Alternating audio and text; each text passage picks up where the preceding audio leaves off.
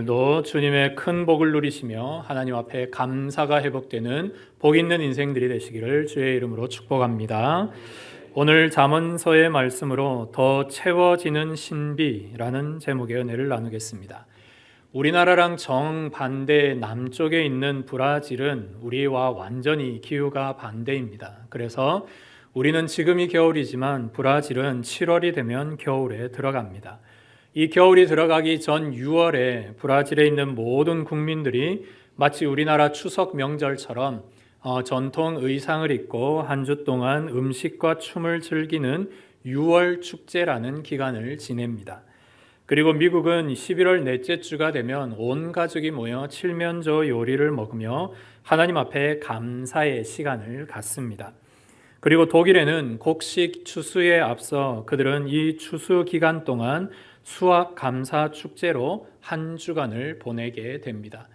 이처럼 각 나라별로 모양과 형식은 다르지만 동일하게 1년에 대한 감사, 1년 농사에 대한 감사하는 마음은 모두가 같다고 볼 수 있습니다. 그래서 추수감사절을 의미하는 영어의 Thanksgiving Day 역시 우리가 드리는 감사, 하나님께 감사를 드리는 날, 이런 날로 우리가 오늘을 지내고 있습니다. 1620년 영국의 청교도들이 자신들의 신앙의 자유를 위해 신대륙을 찾았습니다. 지금의 미국을 찾아 그들이 그 땅에서 정착하고 1년 뒤 그들이 모든 소산을 모아 하나님 앞에 감사 예배를 드렸는데 이것이 바로 추수감사절의 시작입니다. 이러한 감사의 절기는 우리가 들고 있는 성경책 구약 성경에도 기록되어 있습니다. 구약 이스라엘 백성들에게는 중요한 3개의 절기가 있었습니다. 6월절과 77절 그리고 초막절인데요. 이 초막절이 오늘 우리의 추수감사절과 같습니다. 초막절은 1년 농사의 일들을 감사하며 그 곡식들을 창고에 저장한다 해서 수장절이라고도 불립니다. 이 초막절이 가지고 있는 의의는 출애굽한 이스라엘 백성들이 광야에서 초막을 짓고 하나님 앞에 감사하는 시간을 보냈던 것처럼 이스라엘 백성들이 이 기간 동안 각 가정이 초막을 짓고 모두가 일주일 동안 가족이 지내며 하나님 앞에 구원에 대한 감사를 하는 기간이 바로 이 초막절 절기의 의의입니다. 그래서 추수감사절 그리고 구약의 초막절 이 절기들을 우리가 정리해 보면 모두가 하나님의 은혜에 대한 감사와 그리고 하나님께서 우리를 구원해 주신 것에 대한 은혜를 찬양하는 데 있어 의의가 있다 하겠습니다. 그래서 출애굽기 34장 26절에는 이런 말씀이 기록되어 있습니다. 내 토지 소산에 처음 익은 것을 가져다가 내 하나님 여호와의 전에 드리라.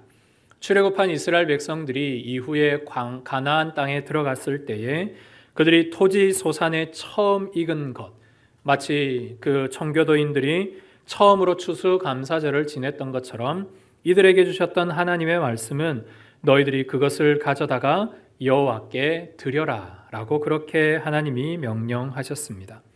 그런데 이 구절에 나오는 소산, 오늘 본문 잠언서에도 나오는 단어인 이 소산이라는 단어는 반드시 2가지가 합쳐져야만 이루어낼 수 있는 결과물입니다. 하나는 햇빛과 비와 바람과 같이 하나님께서 우리에게 주시는 자연적인 은혜, 이것이 필수적으로 필요하고 두 번째는 인간의 부단한 노력입니다. 땅을 갈고 또 곡식을 키우며 여러 가지의 병충해를 막아내는 그런 인간의 노력이 합쳐졌을 때 비로소 땅의 소산을 우리가 얻을 수 있습니다. 그래서 하나님께서는 우리에게 말하기를 너희들이 거둔 소산의 가장 중요한 부분은 바로 내가 이 모든 일들을 이루었음을 주님께서 우리에게 기억하라 라고 말씀합니다.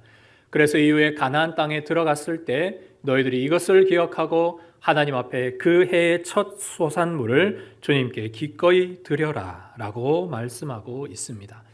우리가 이런 말씀을 들으면 당연히 그렇게 해야 된다라고 생각이 듭니다. 또 그것이 마땅한 하나님의 명령이라고 받아들입니다.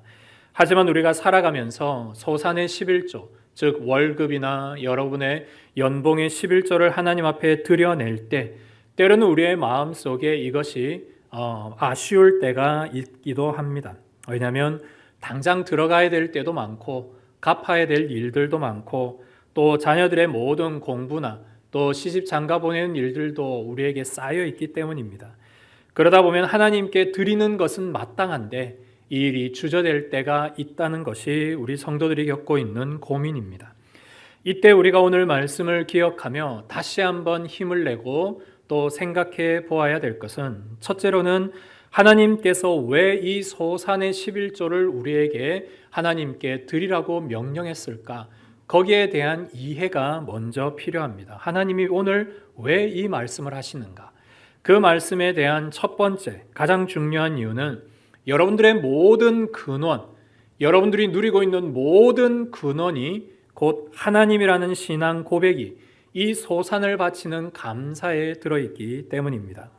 우리가 한 해 동안 모든 소산은 여러분이 열심히 일한 일의 결과입니다. 땀 흘려서 일하고 야근도 하고 힘을 내서 일을 해서 여러분들이 번 수익의 것은 분명히 여러분의 것입니다. 그런데 하나님이 우리에게 말씀하기를 그것을 너희들이 벌 수 있도록 너희에게 체력을 준 분이 누구인가? 너희에게 지혜를 준 분이 누구인가? 오늘도 살아 움직일 수 있도록 생명을 주신 분이 누구인가? 오늘 이 모든 햇빛과 달과 별과 자연의 온 우주 만물과 여러분들이 살아가는 모든 인간의 환경을 조성하여 우리에게 허락하여 주신 분이 누구이신가? 즉 인간이 누리는 모든 기원, 근원, 소스가 누구이신가를 주님이 묻고 계십니다. 그래서 출애굽기 34장의 말씀, 내 토지 소산에 처음 익은 것을 하나님께 기꺼이 드리라. 이것은 하나님께서 우리에게 농사법을 가르치는 것이 아닙니다. 너희들이 이렇게 농사했으니 이것만큼은 하나님께 드려야 되는 것이 마땅하다는 농사법이 아니라 우리가 기꺼이 하나님을 경배하는 법, 어떻게 하면 하나님을 경외하는가, 우리가 어떻게 하면 하나님을 섬겨낼 수 있는가에 대한 법을 가르치며 즉 우리에게 마땅한 신앙 고백을 가르치는 것이 네 소산에 처음 익은 것을 하나님께 드려라는 이 가르침입니다. 그러므로 여러분의 모든 근원이 하나님께 있다는 사실을 여러분들이 자각하고 인식하며 오늘 이 명령을 받아들일 수 있는 은혜가 있기를 소망합니다. 둘째로는 하나님의 모든 사역을 위한 공급이 바로 우리가 드리는 감사를 통해 이루어지기 때문입니다. 구약시대 때 이렇게 거둬들인 소산물은 모두가 레위인과 제사장들에게 다시 재분배되었습니다. 정착할 땅이 없었던 이들은 오직 하나님을 예배하고 성막과 성전에서 섬기는 일에 전무했는데 이렇게 백성들이 바친 소산물을 통해 그들이 먹고 마심을 통하여서 오직 주의 일에 전무할 수 있었습니다. 오늘날의 헌금도 마찬가지입니다.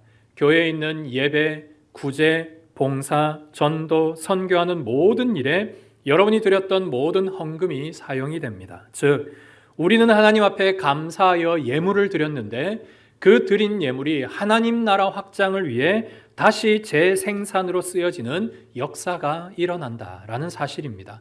우리는 한 번 드렸음에도 이 일을 통해 하나님은 더 많은 마치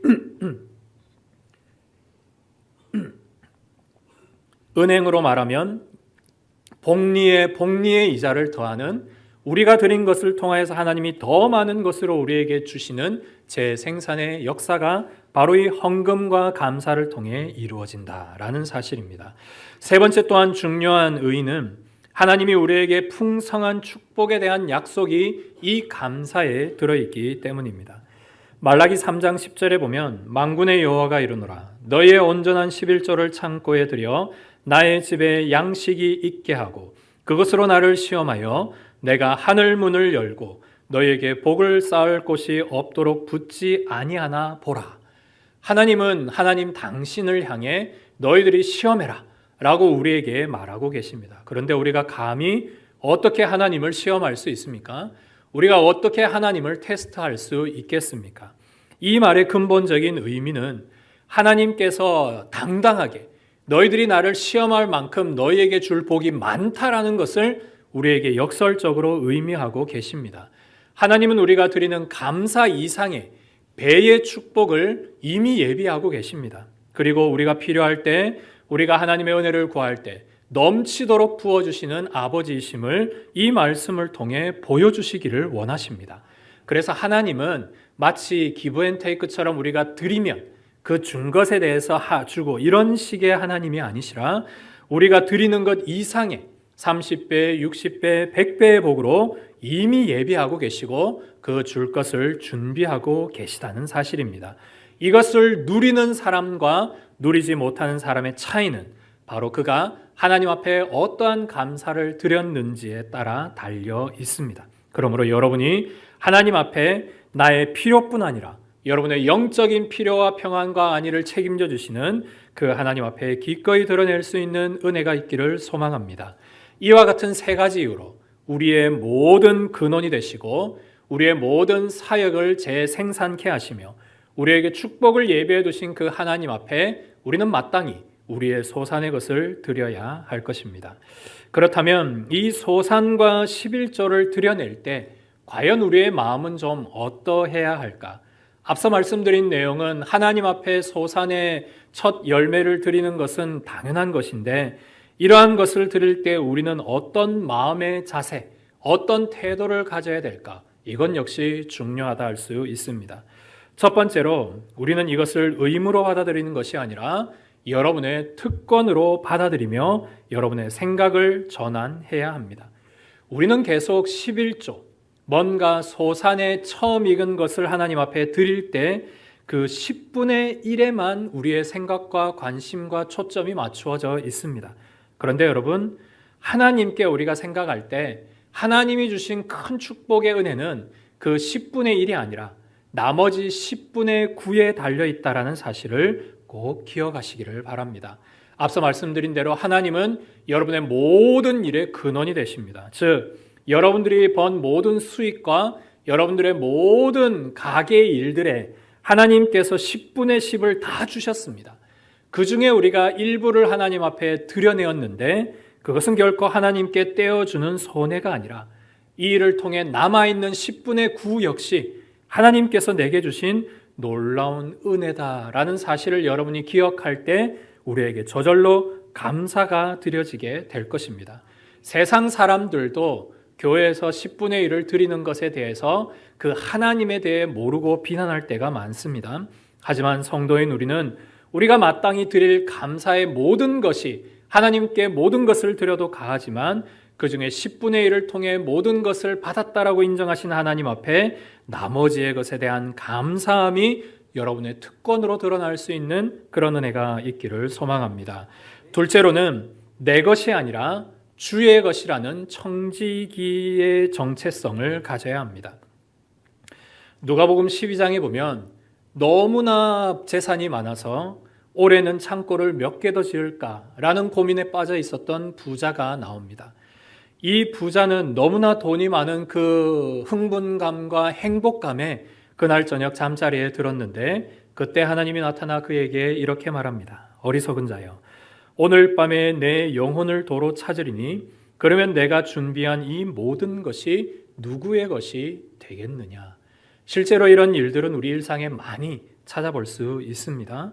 하나님께서 이 말씀에 대한 교훈을 주시는 것은 하나님은 우리에게 부자된 사람의 것을 이렇게 뺏어가는 그런 분으로 보여지는 것이 아니라 이 말씀 속에 있는 교훈은 우리의 모든 우리의 모든 재물, 이 모든 것이 하나님께 위탁받은 것임을 주님 앞에 기억해야 한다라는 것입니다. 여러분이 사는 집, 여러분의 자녀, 여러분들의 재산, 심지어는 여러분의 생명까지도 모든 것이 하나님이 우리에게 주시고 위임해 주신 것들입니다. 그러므로 우리는 이 모든 소유가 주인의 것임을 인정하는 청지기 정신이 중요합니다. 그래야만 우리 속에 감사가 저절로 샘솟고 10분의 9에 대한 감사가 기꺼이 주님 앞에 드려지게 됩니다. 다음 세 번째 우리가 해야 될 태도는 요구가 아닌 선물로서 드리는 일입니다. 세상의 모든 것은 하나님의 것입니다. 여러분 성경 말씀에 하나님께서 이것을 하나님께 기꺼이 드리라고 할 때 우리가 안 드리면 하나님이 서운하고 우리가 어떻게 안 하면 하나님이 실망하실까 우리가 생각할 수 있습니다. 그런데 하나님은 그런 분이 아니십니다.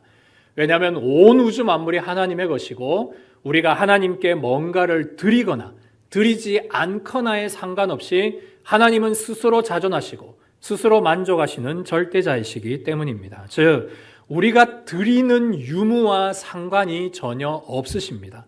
그럼에도 불구하고 하나님이 왜 이런 것을 우리에게 말씀하시는가? 관계를 위해서입니다. 부모와 자식과의 관계와 같이 자식이 부모를 기꺼이 그 부모를 공양하는 일에 기꺼이 선물로 드리는 마음과 같고 그 부모가 자녀를 위해 물심양면 자신이 가진 모든 것들을 자녀를 위해 쏟아붓는 것과 같이 하나님 아버지는 우리를 위해 모든 것을 주시는 분이시고 우리 역시 그것을 누림으로 하나님 앞에 기꺼이 주님께 선물로 우리의 예물을 드려야 할 것입니다. 그러므로 이 두 가지, 하나님은 왜 오늘 이 명령의 말씀을 하시는가? 그렇다면 우리는 어떤 생각과 태도를 변화해야 할 것인가?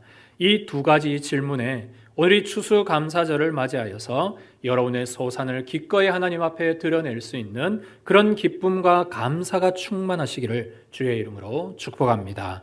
이렇게 오늘 본문에는 소산이라는 땅의 어떤 우리가 가진 결과물에 대하여 이야기하고 있습니다. 그런데 오늘 본문 조금 뒷부분에 보면 이 소산으로 말미암아 거둬지는 실제적인 결과물, 그것을 말하고 있는데 성경에서도 또 우리가 흔히 자주 쓰이고 사용하고 있는 열매입니다. 열매. 우리가 어떤 나무에서 얻는 소산을 과일이라고 하죠. 사과나 배와 같은 과일나무, 유실수는 그 나무의 열매가 곧 과일입니다. 그리고 오이나 호박과 토마토와 같이 땅에서 나는 채소류의 그 열매는 채소를 통해 우리에게 그 열매를 공급해 줍니다. 벼를 우리가 심어서 그 벼에 난 열매를 탈곡해서 걷어 우리는 쌀을 먹고요. 밀가루를 걷어 가루를 빻아서 우리는 밀가루라는 그 열매를 먹습니다. 이처럼 땅에 나는 모든 소산 중에 아주 중요한 부분, 대부분의 부분은 바로 열매로 우리에게 주어집니다. 우리가 식물 자체를 먹는 것도 유익이 있지만 이런 열매를 먹는 게 더 많은 기쁨과 만족감이 큽니다. 우리가 지금 이 때에 원하는 이 시기에 우리가 늘 기억나는 것이 있습니다. 군밤이나 군고구마 같은 이런 절기 때마다 있는 열매들은 늘 우리의 기억과 우리의 삶에 기억을 주고 만족감을 주는 열매들입니다. 마찬가지로 우리가 때를 따라 뭔가에 대한 열매를 찾는 것처럼 하나님도 오늘 우리 인생을 향한 열매를 찾고 계시다는 사실을 기억해야 합니다. 그래서 성경에는 이 열매라는 표현이 다양하게 많이 기록되어 있습니다. 갈라디아서에는 우리에게 대단히 익숙한 성령의 9가지 열매가 나옵니다. 마태복음에는 회개에 합당한 열매를 맺으라 권면합니다. 로마서에는 거룩함의 열매를 맺기를 원하시고 골로새서에는 모든 선한 일에 열매를 맺을 것을 당부합니다. 그리고 히브리서는 의와 평강의 열매를 말씀하고 있습니다. 이처럼 각 성경마다 우리에게 원하시는 열매가 있고 우리가 또한 마땅히 맺어야 될 열매가 있음을 우리에게 말씀하고 계십니다. 오늘 이러한 말씀을 들으며 우리는 과연 어떤 열매를 맺어야 할까요?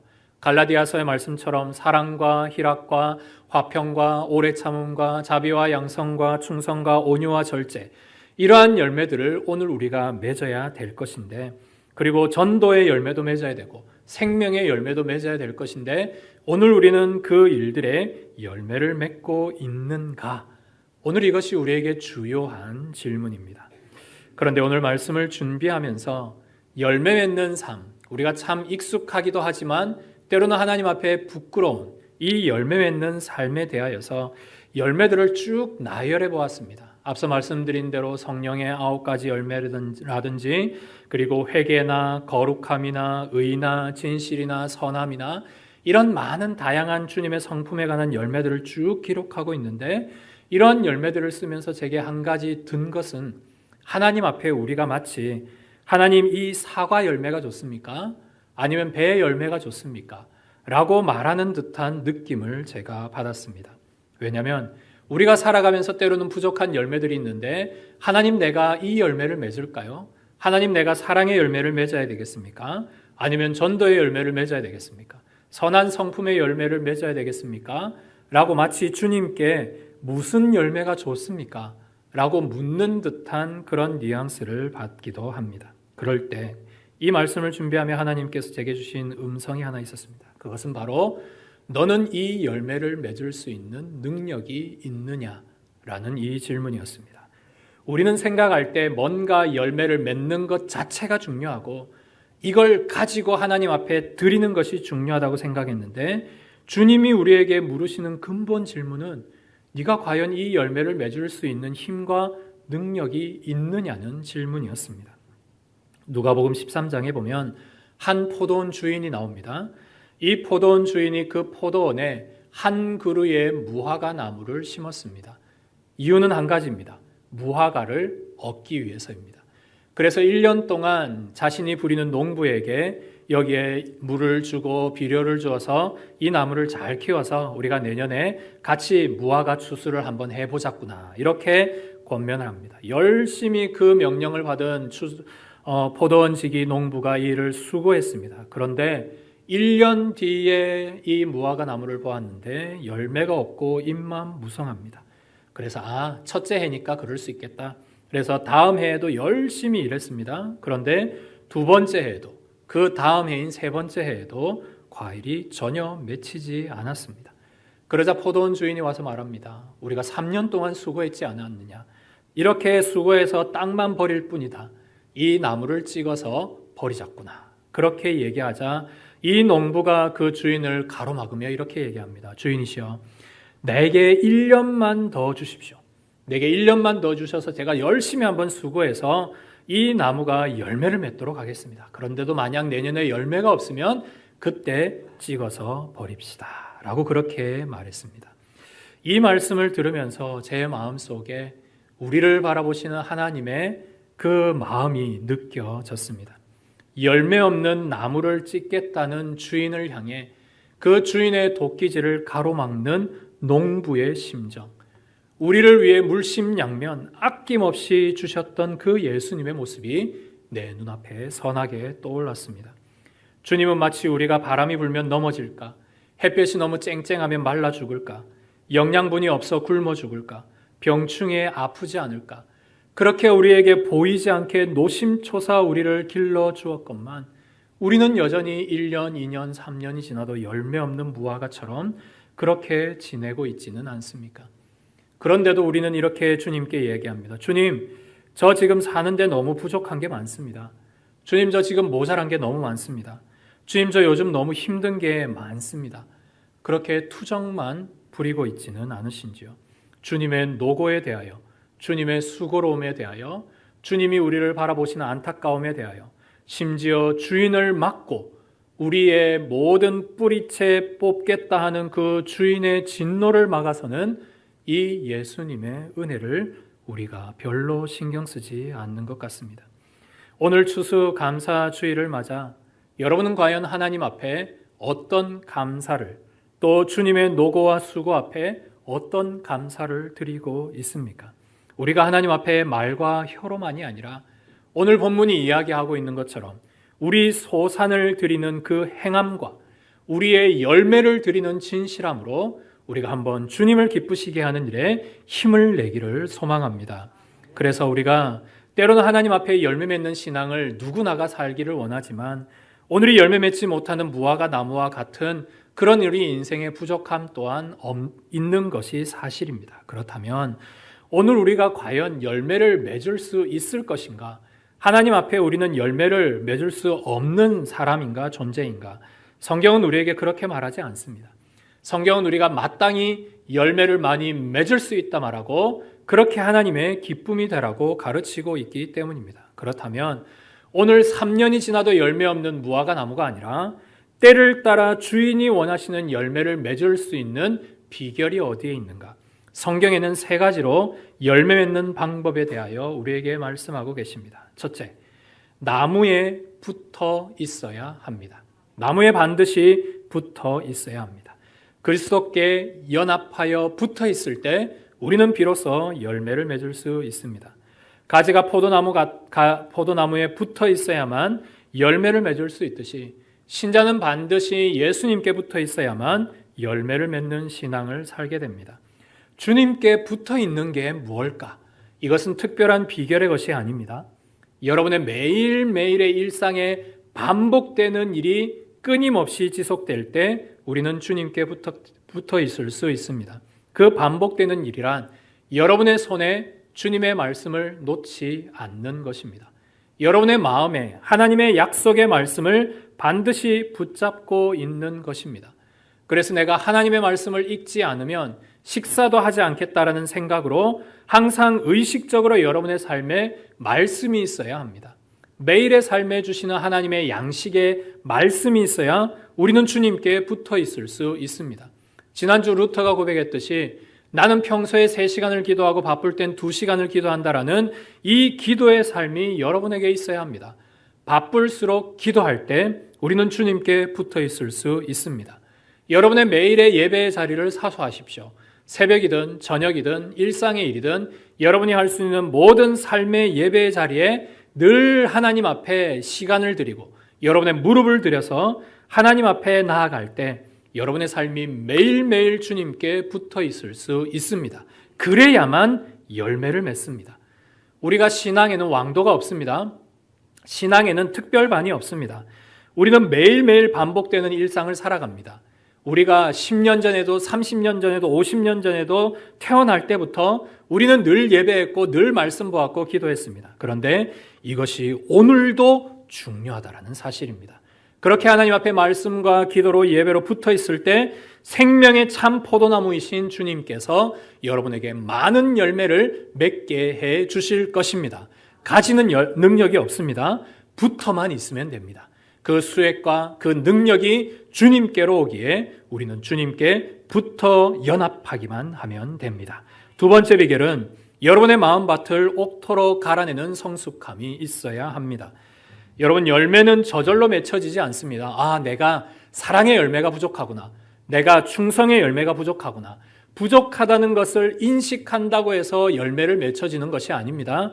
열매 맺기 위해서 가장 먼저 해야 할 일은 여러분의 땅을 갈아엎어야 됩니다. 갈아엎어야 됩니다. 여러분 마음속에 있는 더러운 찌꺼기들, 그런 죄의 찌꺼기들을 하나님의 말씀의 쟁기로 찔러서 다 갈아엎어야만 합니다. 속에 있는 더러운 것들을 다 뽑아내고 그곳에 하나님의 말씀의 씨앗이 심겨져야만 비로소 하나님의 열매가 맺어질 수 있습니다. 이 모든 일을 하시는 분이 바로 주님의 성령이십니다. 성령께서 여러분의 마음의 밭을 기경하시기를 원하십니다.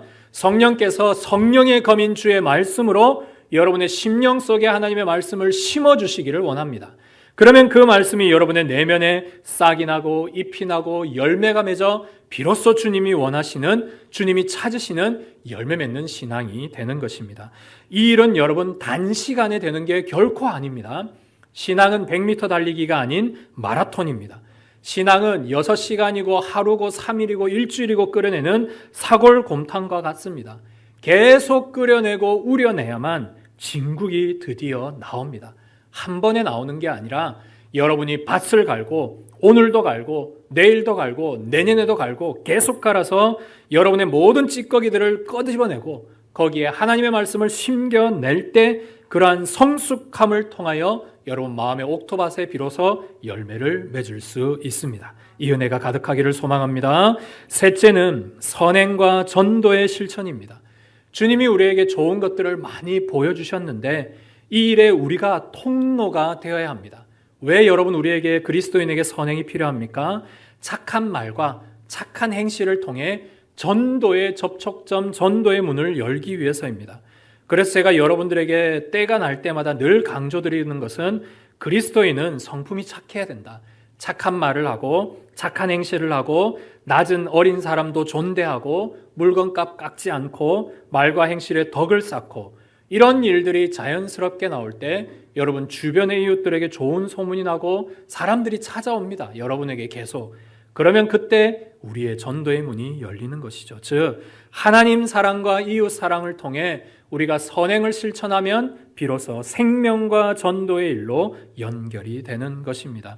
그래서 우리가 할 수 있는 이 열매들이 우리의 선행과 전도의 입술을 통해 하나님 앞에 비로소 열매를 맺게 되는 것입니다. 그래서 이 세 가지, 첫 번째는 그리스도께 붙어있는 연합이 있을 것. 두 번째는 내 마음의 밭을 갈아 기경하고 성숙할 것. 세 번째는 모든 삶의 증인으로 살 것.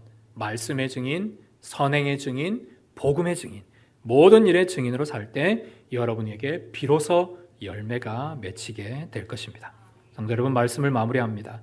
추수감사절을 맞이해서 오늘 여러분의 감사의 제목은 무엇입니까?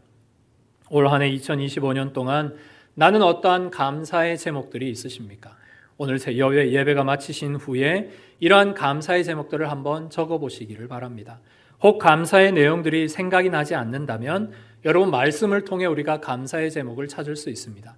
출애굽한 이스라엘 백성들을 보십시오. 그들은 매일매일 만나를 먹음으로 매일매일 일용할 양식을 주신 하나님 앞에 감사했습니다. 오늘 우리 역시 일용할 양식을 주신 하나님 앞에 감사하고 일용할 은혜, 말씀과 기도를 통해 주시는 일용할 은혜 주심에 감사할 수 있기를 바랍니다. 구름 기둥과 불 기둥을 기억하며 내 인생 광야길을 인도해 주시는 그 하나님께 감사하십시오. 반석에서 생수의 강이 흘러넘쳐 내 영혼과 육신의 만족함을 주고 목마르지 않게 하시는 그 하나님의 은혜에 감사하시기를 바랍니다. 무엇보다 6월절 어린 양의 피로 우리의 생명을 구원해 주신 그 주님의 놀라운 구원의 은혜, 그 생명의 은혜, 영생의 은혜에 감사할 수 있는 우리 모두가 되기를 간절히 소망합니다. 오늘 말씀은 우리에게 가족을 주시고 우리에게 자녀를 주시고 우리에게 집과 우리의 환경과 일터와 직장을 주시고 오늘 우리에게 건강을 주시고 우리 교회 공동체에 교회를 주시고 또 우리에게 믿음을 주신 하나님께 감사해야 됨을 말씀을 통해 나누었습니다. 우리가 오늘 이 말씀을 기억하면서 한 찬양을 제가 여러분들에게 소개시켜드리고 말씀을 마무리하려고 합니다. 땅끝에서라는 찬양곡인데요. 가사가 이렇습니다. 주께서 주신 동산에 땀 흘리며 씨를 뿌리며 내 모든 삶을 드리리.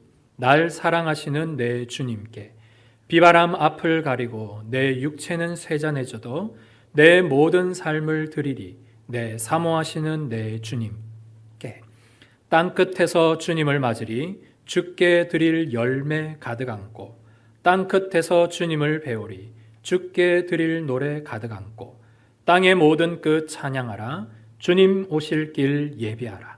땅의 모든 끝에서 주님을 찬양하라. 영광의 주님 곧 오시리라. 오늘 우리가 이 시대를 살아가면서 우리가 가져야 될 신앙의 자세가 이 가사 속에 들어있다고 생각합니다.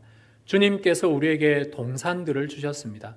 여러분의 가정, 또 직장, 또 우리 교회. 이 동산에서 우리가 해야 할 일은 땀을 흘리는 일입니다. 그리고 씨를 뿌려야 되는 일입니다.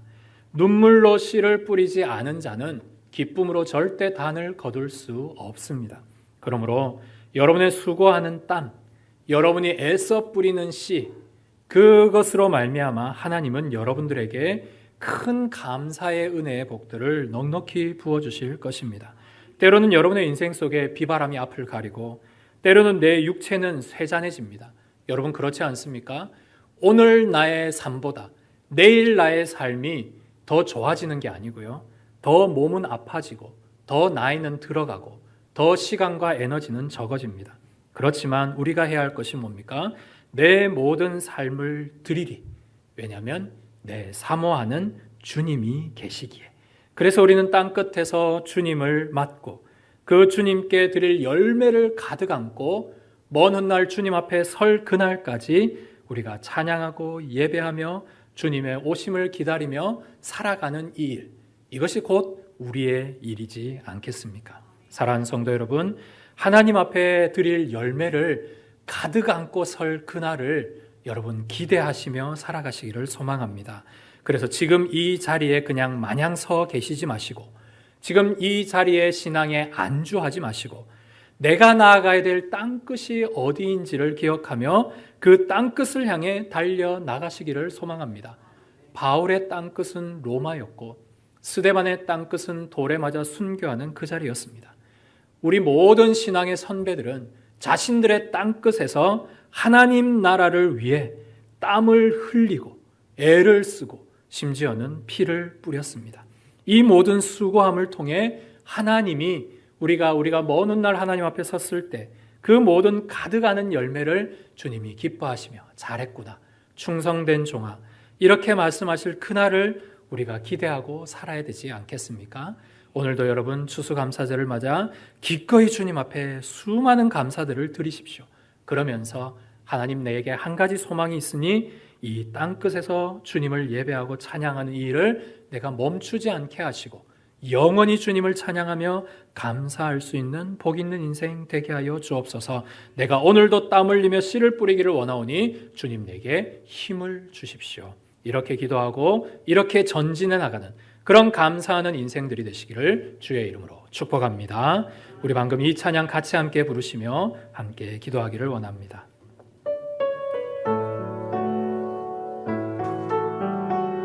주께서 주신 동산에 땀 흘리며 씨를 뿌리며 내 삶을 드리리. 날 사랑하시는 내 주님께 비바람 앞을 가리고 내 육체는 쇠잔에 져도 내 모든 삶을 드리리. 내 사모하는 내 주님께 땅끝에서 주님을 맞으리. 주께 드릴 열매 가득한 꽃. 땅끝에서 주님을 배우리. 주께 드릴 노래 가득한 꽃. 땅의 모든 끝 찬양하라. 주님 오실 길 예비하라. 땅의 모든 끝에서 주님을 찬양하라. 영광의 주님 곧 오시리. 다시 한번 찬양합니다. 주께서 주신 동산에 땀 흘리며 씨를 뿌리며 내 모든 삶을 드리리. 날 사랑하시는 내 주님께 비바람 앞을 가리고 내 육체는 쇠잔에 져도 내 모든 삶을 드리리. 내 사모하는 내 주님께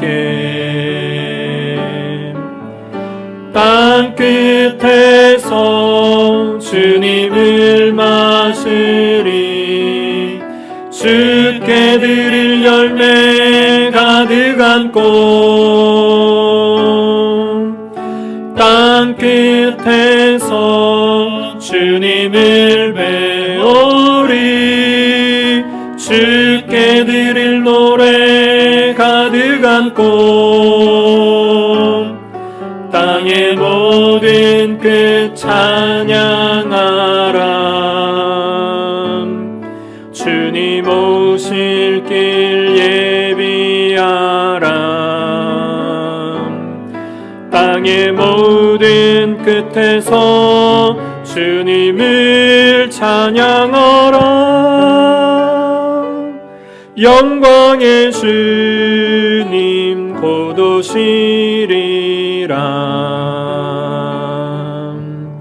아멘. 우리가 함께 기도하기를 원합니다. 하나님, 주님이 주신 이 동산에서 우리가 땀을 흘리고 씨를 뿌리며 하나님 나라와 의를 위해 애써 수고하는 인생 되게 하옵소서.